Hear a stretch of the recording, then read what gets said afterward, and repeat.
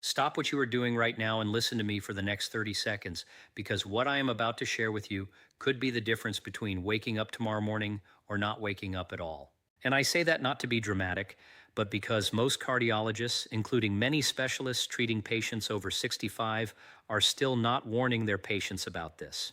Harold was 73 years old, a retired postal worker from Memphis, Tennessee. He went to bed on a Tuesday night feeling perfectly fine. No chest pain, no shortness of breath, no warning signs whatsoever. His wife Margaret found him the next morning. He was gone. The autopsy revealed a massive cardiac event that occurred sometime between 2 and 4 a.m. But here's what makes Harold's story so tragically preventable. The nighttime habits that triggered the cascade of events leading to his death are habits that millions of seniors engage in every single night without knowing they are essentially loading a weapon pointed directly at their cardiovascular system. And number 3 on today's list is something almost every senior does within 2 hours of going to bed. And most people have been told by well-meaning friends that it is actually healthy. You will want to stay until we get there. I am Dr. Michael Chen, a board-certified cardiologist and vascular specialist, cardiovascular researcher at Stanford Medical Center, and clinical professor of medicine with over 28 years studying how nighttime physiology affects the aging heart and brain at the cellular level. I have spent nearly 3 decades researching the relationship between circadian biology and cardiovascular events in adults over 60. What I have learned has fundamentally changed how I counsel my patients, especially those in their late 60s, 70s, and beyond. A landmark study published by researchers at the Harvard Medical School and Massachusetts General Hospital following over 94,000 adults aged 60 to 85 for a period of 16 years found something extraordinary and terrifying. The participants who engaged in specific nighttime habits showed a 68% increased risk of fatal cardiac events occurring during sleep compared to those who did not. 68%. That is not a small increase. That is the difference between waking up and not waking up. And the most shocking part is that these habits are considered completely normal by most people. Your own doctor may have never mentioned them once during a routine checkup. Today, I am going to break down the 5 most dangerous nighttime habits ranked from concerning to absolutely critical. These are habits that create what cardiologists call the perfect storm for nighttime cardiovascular events in aging adults. By the end of this video, you will know exactly what to stop doing tonight, right now, before you go to bed. You will understand the mechanisms at the cellular level that make these habits so dangerous after age 60. And you will have specific actionable protocols that could genuinely save your life or the life of someone you love. Before we dive in, I want to ask you something personally. Leave a comment below telling me your age and whether you have ever woken up in the middle of the night with your heart racing or experiencing chest discomfort. I read every single comment on this channel, and your answers genuinely shape what I cover next. This is your community, and these conversations matter. Coming in at number 5, and this one surprises almost everyone I tell it to, we are talking about late evening exercise, specifically vigorous physical activity within 3 hours of bedtime. Now, before you close this video thinking I'm against exercise, let me be crystal clear. Exercise is one of the most powerful tools we have for cardiovascular health. But timing matters enormously, especially after age 65, and here is exactly why. After the age of 65, your autonomic nervous system, the part of your nervous system that controls automatic functions like heart rate and blood pressure, begins to lose its flexibility. Think of it like a thermostat that used to adjust quickly to temperature changes, but now responds more slowly and less accurately. When you exercise vigorously in the evening, your sympathetic nervous system, your fight or flight system, becomes activated. Your heart rate increases, your blood pressure rises, adrenaline and cortisol flood your system. In a younger person, the parasympathetic nervous system, your rest and digest system, kicks in relatively quickly after exercise ends to bring everything back down to baseline. But after 65, this parasympathetic recovery is significantly delayed.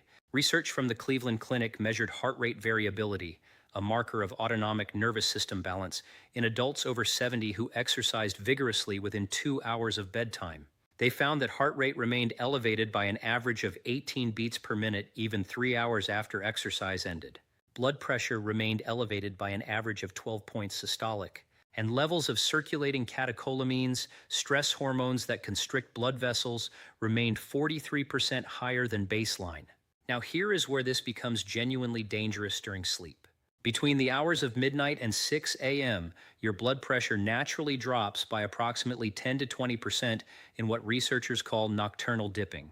This nightly blood pressure reduction is protective. It gives your cardiovascular system a chance to rest and recover.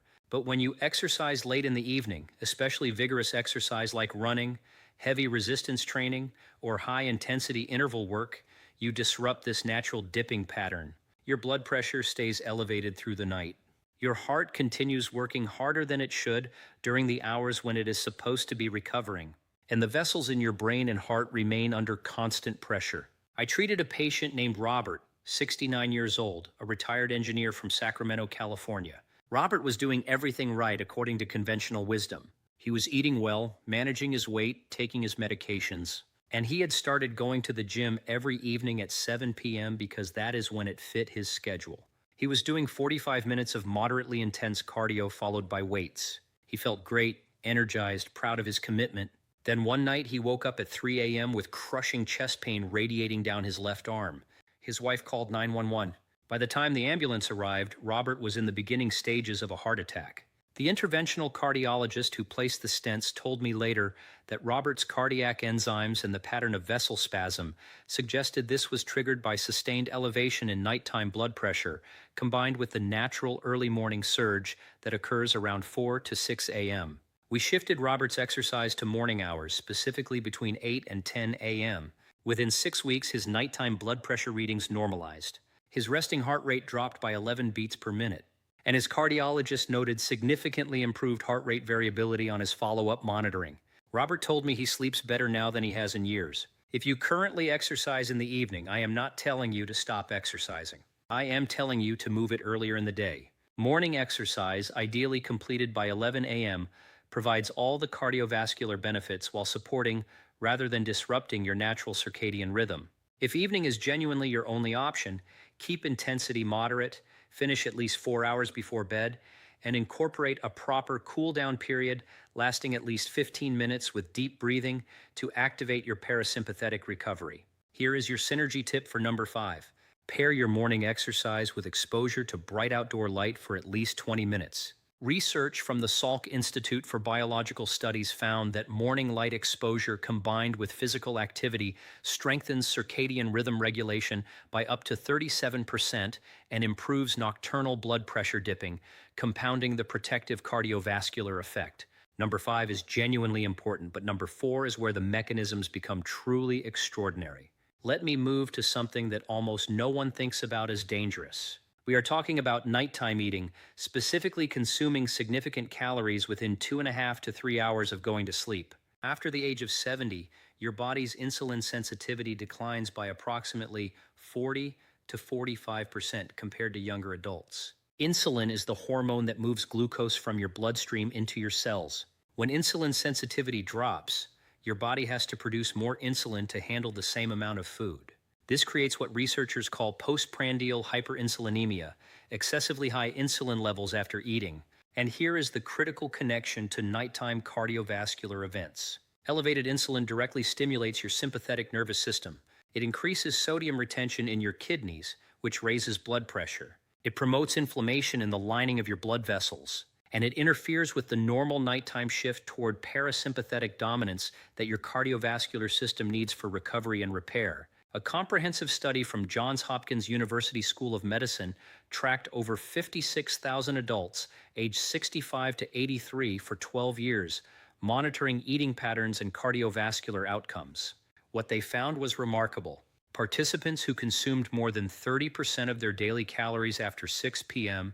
showed a 54% increased risk of hypertensive crisis during sleep and a 41% increased risk of nocturnal cardiac events compared to those who front-loaded their caloric intake earlier in the day. 54%. Those are numbers we cannot ignore. But it gets even more specific. The researchers found that the type of food mattered enormously. High glycemic carbohydrates, foods that spike blood sugar rapidly like white bread, pasta, rice, potatoes, desserts, were particularly dangerous when consumed late.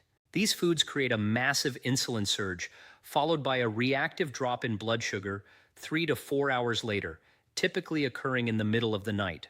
This nocturnal hypoglycemia, low blood sugar during sleep, triggers the release of counter-regulatory hormones, including cortisol and adrenaline.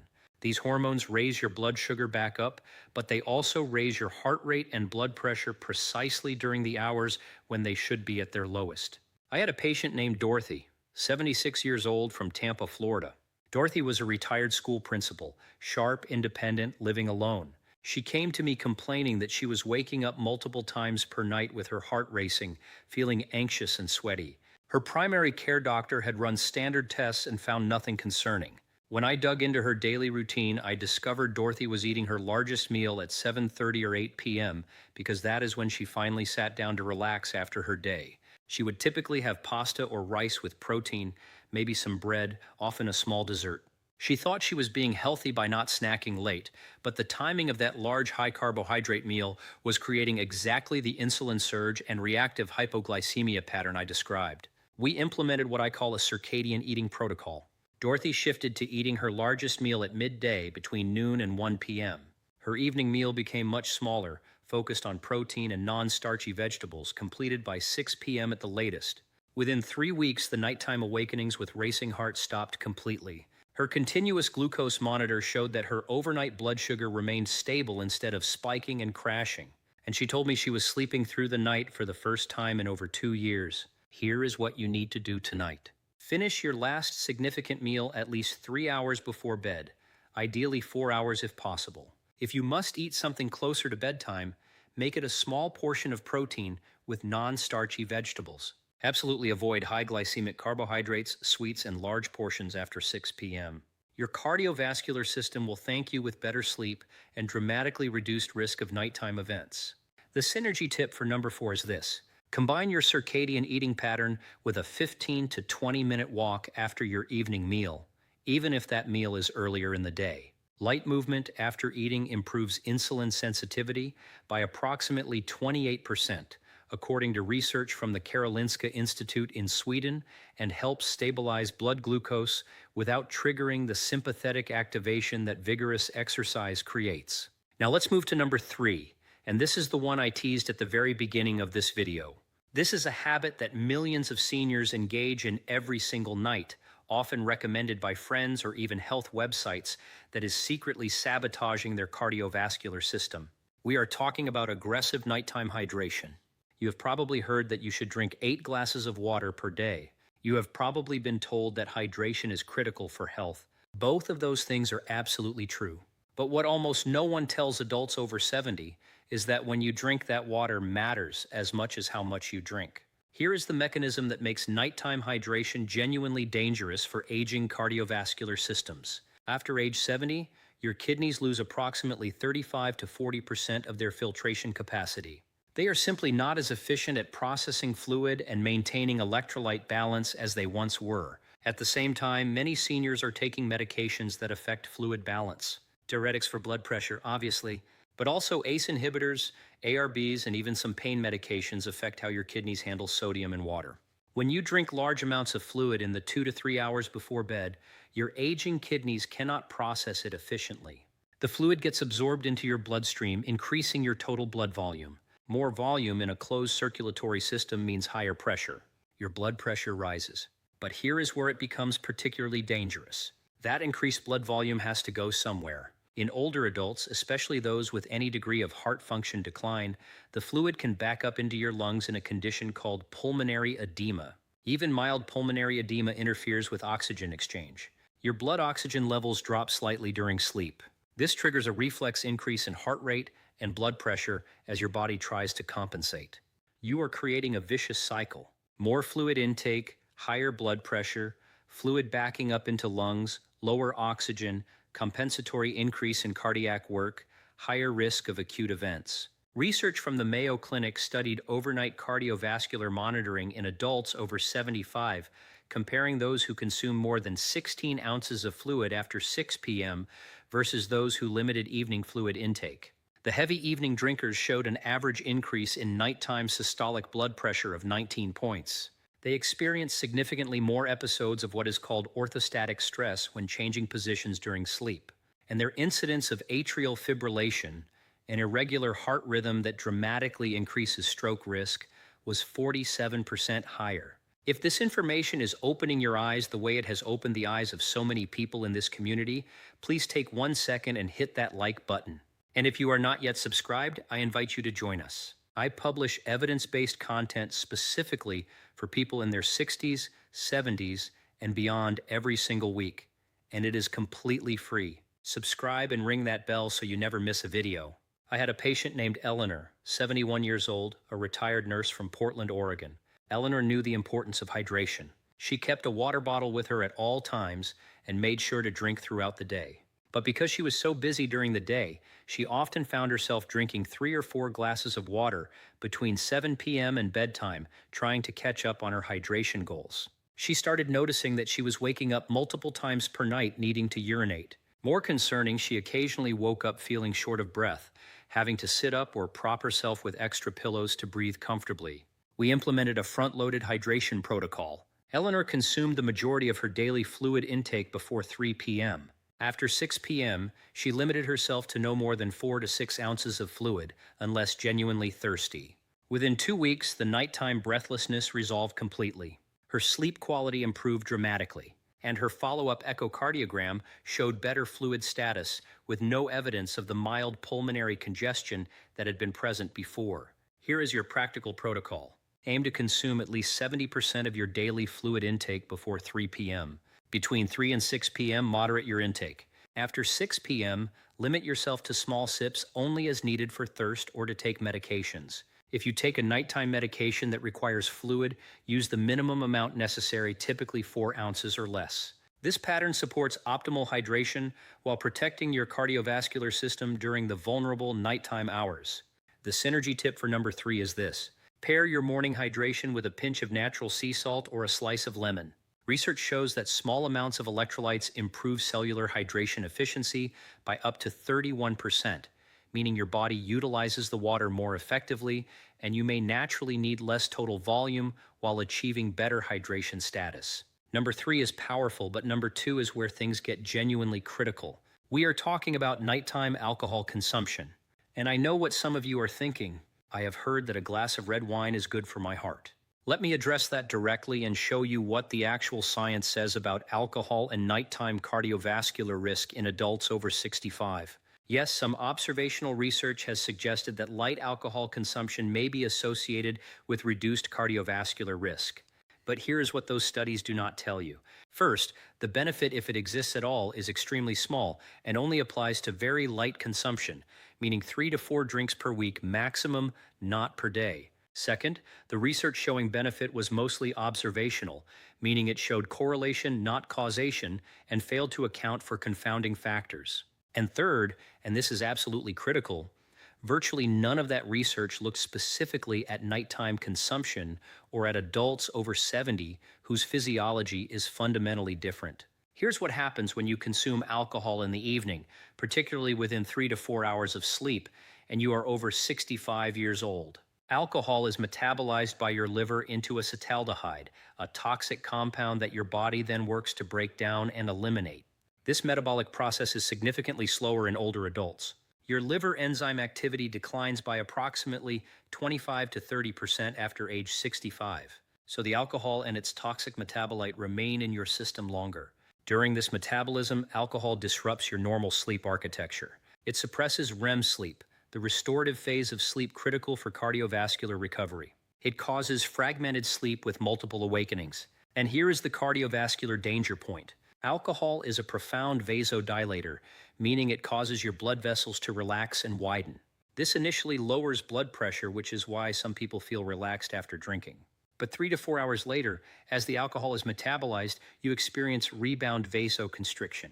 Your blood vessels constrict, sometimes dramatically. Your blood pressure surges. This rebound typically occurs in the early morning hours, right around the time when you already experience your natural circadian blood pressure increase between 4 and 6 a.m. You are stacking 2 blood pressure surges on top of each other, creating what cardiologists call a hypertensive spike. These spikes are directly associated with heart attacks, strokes, and sudden cardiac death.